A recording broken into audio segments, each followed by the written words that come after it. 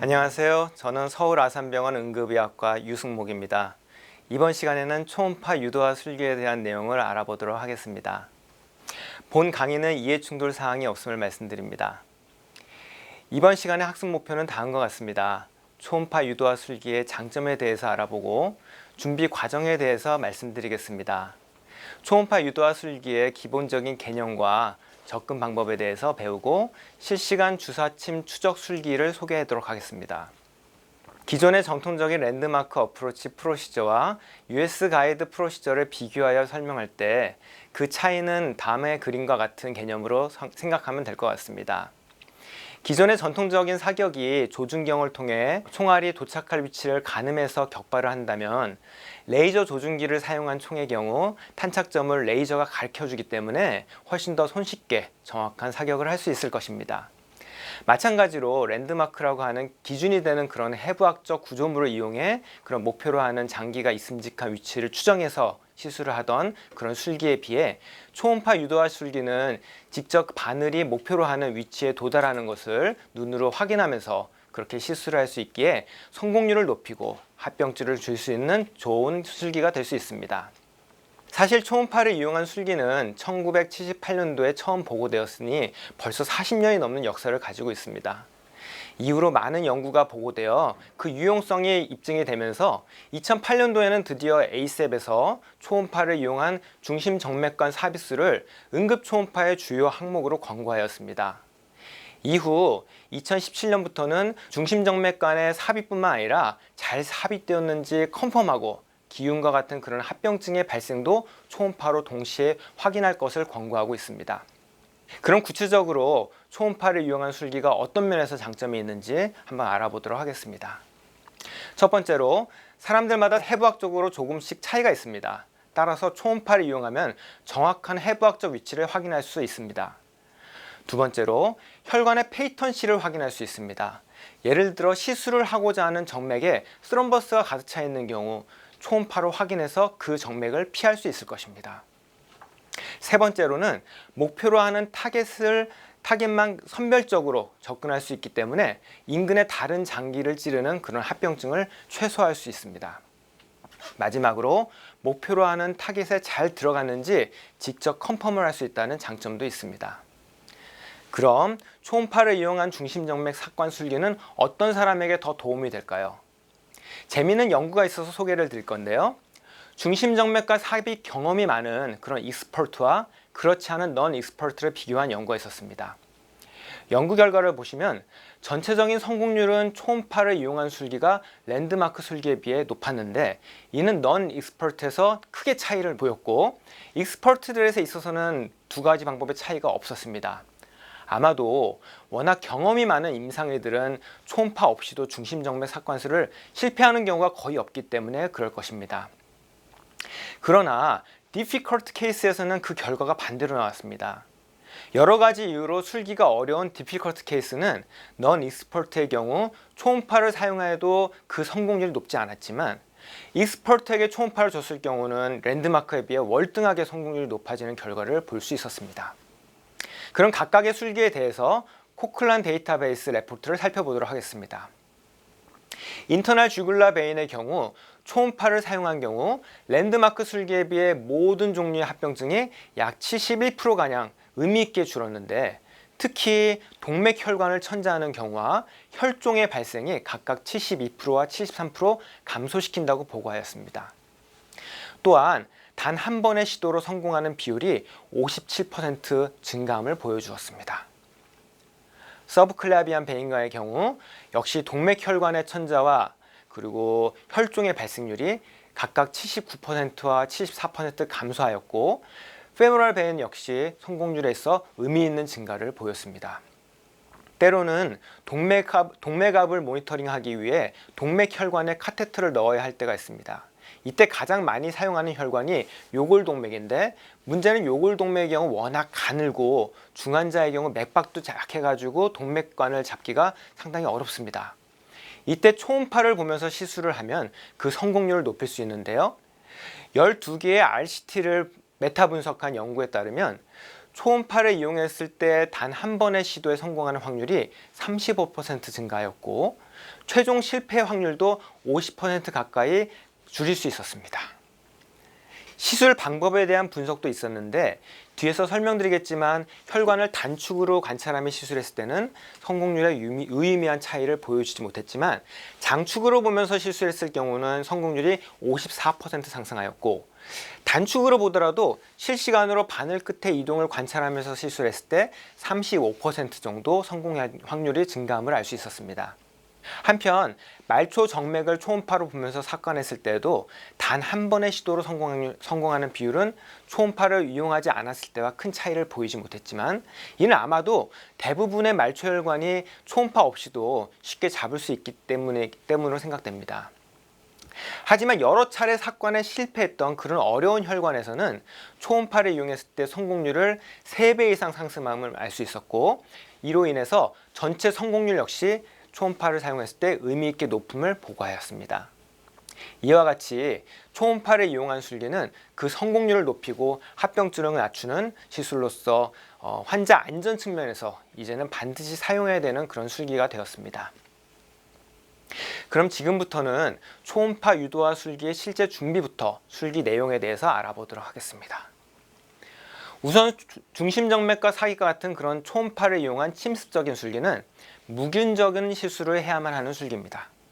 왜냐하면 바늘과 같은 외부의 물질이 체내에 들어가는 경우 감염의 위험이 증가하게 되고 특히 혈관 안에 있는 카테터에 감염이 발생하는 경우 치명적인 결과를 야기할 수 있기 때문입니다. 따라서 침습적인 술기를 할 때는 다음과 같은 무균적 처치 번들을 지켜줘야만 하는데 우선 모든 술기를 시용하기 전에 손위생은 기본입니다. 술기를 하는 사람은 마스크와 모자, 글러브와 가운 같은 그런 개인 보호 장비를 무균적으로 사용하고 환자 역시 멸균된 천으로 머리끝부터 발끝까지 다 덮어야만 합니다. 시술을 할 부위는 소독약으로 가급적 광범위하게 소독하도록 하고 시술이 끝난 이후에는 매일매일 중심정맥과 같은 그런 체내에 삽입된 기구가 꼭 필요한지를 평가해서 가능한 빨리 제거하도록 해야만 합니다. 여기에 한 가지 더 추가한다면 만약 삽입 위치를 우리가 선정할 수 있다면 가능한 깨끗하게 관리될 수 있는 위치를 선택하는 것이 감염의 위험도를 줄일 수 있을 것입니다. 앞에서 설명한 번들 세트 중 소독약에 대하여 잠시 추가 언급을 하자면 란셋에서 발표된 RCT 연구에서는 중심정맥과 삽입에 사용하는 소독약으로 클로로헥시딘과 포비돈을 비교하여 발표하였습니다. 소독 전 시술 부위를 문질러서 닦는 과정도 살펴보았지만 이는 크게 도움을 주지 않았고 두 가지 소독약 모두 알코올에 섞어서 사용했는데 클로로헥시딘이 포비돈에 비해 카테터 리레이티드 인펙션의 예방에 더 효과적이었던 것을 알 수 있었습니다. 따라서 현재 중심정맥과 삽입에 사용하는 소독액은 클로로헥시딘과 알코올을 믹스한 그런 용액을 추천하고 있습니다. 한편 중심정맥과 삽입에 있어 삭관 위치에 따른 합병증에 대한 연구가 있었는데 자마와 애니제임에 발표한 RCT 논문에서는 페모랄 베인과 인터널 주글라 베인 간의 그 감염률의 차이는 없었고 대신 서브클라비안 베인이 월등하게 낮은 감염률을 보였습니다. 단점은 서브클라비안 베인의 경우 뉴모소락스와 같은 그런 메카니컬 컴플리케이션이 다른 위치에 비해 월등하게 높았습니다. 어쨌든 이와 같은 연구 결과에서는 페모랄 베인의 인펙션 이슈가 많이 희석되기 하였지만 충분히 소독을 하고 시술한 점이 아마 연구에 반영되었을 것 같고 상식적으로는 그 인귀널의 하이진이 다른 사이트에 비해 아무래도 관리 측면에서 어렵다는 점을 간과할 수 없으므로 제 개인적인 의견으로는 페모랄 베인의 사용은 시술자가 잘 고민해서 결정해야 할 것 같습니다.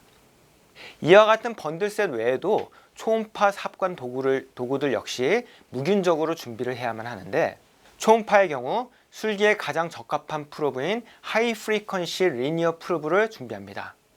리니어 프로브는 높은 프리퀀시의 주파수를 사용함으로써 비록 깊은 곳에 장기를 보여주는 데는 한계가 있지만 얕은 곳의 목표물을 볼 때는 월등한 해상도를 제공하기 때문에 술기를 하는데 가장 적절한 초음파 프로브입니다. 이 프로브도 멸균된 비닐백으로 쌓아서 시술 필드 안에서는 무균적 처치를 할 수 있도록 해야 하는데 다음 술기 강의에서 보다 자세한 설명이 있을 것입니다. 마지막으로 시술자와 환자, 초음파 사이의 관계를 보시면 시술자가 편하게 시술하는 정면에서 초음파 화면을 볼 수 있도록 시술자와 시술 필드 그리고 초음파 화면이 일직선 안에 있어야만 합니다. 그리고 여러 가지 시술 도구들을 시술자가 한 손으로 모두 다룰 수 있게 손이 닿는 곳에 펼쳐 준비해 두어야 합니다. 그럼 지금부터는 구체적인 초음파 유도와 술기의 방법에 대해서 말씀드리겠습니다. 우선 알아야 하는 개념의 용어가 있는데, 우선 초음파 주사면과 보고자 하는 사물의 관계를 나타내는 용어로서 트랜스버스 스캔과 롱지튜디널 스캔이 있습니다. 초음파 주사면이 단면으로 잘려 보였을 때 트랜스버스 스캔 또는 숏엑시스라고 말하고, 길게 장축으로 잘라 보였을 때는 롱지튜디널 스캔 또는 롱엑시스라고 표현합니다. 한편 사물과 주사면의 관계가 아니라 삽입하는 바늘과 주사면 간의 관계를 나타내는 용어가 인플레인과 아웃 오브 플레인이라는 단어를 사용합니다. 인플레인은 초음파 주사면 안에 바늘의 전장이 다 보이는 스캔이고, 아웃 오브 플레인은 초음파 주사면을 바늘이 뚫고 지나가는 모양의 스캔으로 화면에서는 점으로 나타날 것입니다. 아웃 오브 플레인이 초음파 주사면의 어디를 지나가더라도 점으로 나타나기 때문에 초심자들에게는 보다 쉬운 술기입니다. 한편 인플레인의 경우 정확하게 초음파가 스캔하는 그 면을 지나가야지 조금이라도 옆으로 치우쳐서 지나가거나 비스듬하게 지나가는 경우 바늘이 그 전장이 다 보이지 않아 조금 연습이 필요한 그런 술기입니다. 하지만 주사면이 안으로 제대로 들어가는 경우 바늘의 샤프트부터 팁까지 모든 부분을 관찰할 수 있어 보다 정확하게 시술할 수 있는 장점이 있습니다. 다시 한번 보시면은 좌측의 그림은 이제 롱지튜디널 스캔을 한 상태에서 인플레인으로 바늘을 삽입한 것이고, 우측의 그림은 트랜스버스 스캔을 한 상태에서 아웃 오브 플레인으로 시술을 한 것이 되겠습니다. 영상을 보시면 인플레인의 경우 이렇게 바늘의 전장을 다 볼 수 있어 바늘의 진입을 모두 관찰할 수 있는 반면, 아웃 오브 플레인은 우측 영상과 같이 바늘이 점으로 보이기 때문에 다 볼 수는 없습니다. 이런 아웃 오브 플레인 삽입의 경우 점으로 나타난 바늘이 니들의 끝이라는 보장이 없습니다. 보시는 바와 같이 스캔을 한 주사면이 어디를 보여주고 있냐에 따라 바늘이 나타내는 점이 혈관의 바깥 위에서 보일 수도 있고, 혈관 안에 있을 수도 있고, 혈관 아래쪽 바깥에 보일 수도 있습니다. 이 경우 스캔을 한 초음파의 빔이 바늘의 어디를 지났냐에 따라 약간의 차이를 볼 수 있는데, 우선 C와 같이 바늘의 끝에 바깥이면은 화면에 나오지 않을 것이고, 니들의 팁을 지날 때는 B와 같이 깨끗한 점으로 보입니다. 하지만 좀 더 올라가서 니들의 샤프트를 스캔할 때는 A와 같이 바늘의 음영 아래로 마치 아티팩트가 나타나게 되는데, 초음파 화면에서는 마치 와이파이 모양 같은 그런 링다운 아티팩트가 발생하게 됩니다. 마지막으로 아웃 오브 플레인으로 시술할 때 니들을 원하는 깊이의 위치에 삽입하는 방법에 대해서 설명드리겠습니다. 우선 가장 간단한 방법은 피타고라스의 정리를 이용하여 원하는 깊이와 동일한 거리만큼 풀업에서 떨어진 위치에서 바늘을 삽입하는 것입니다.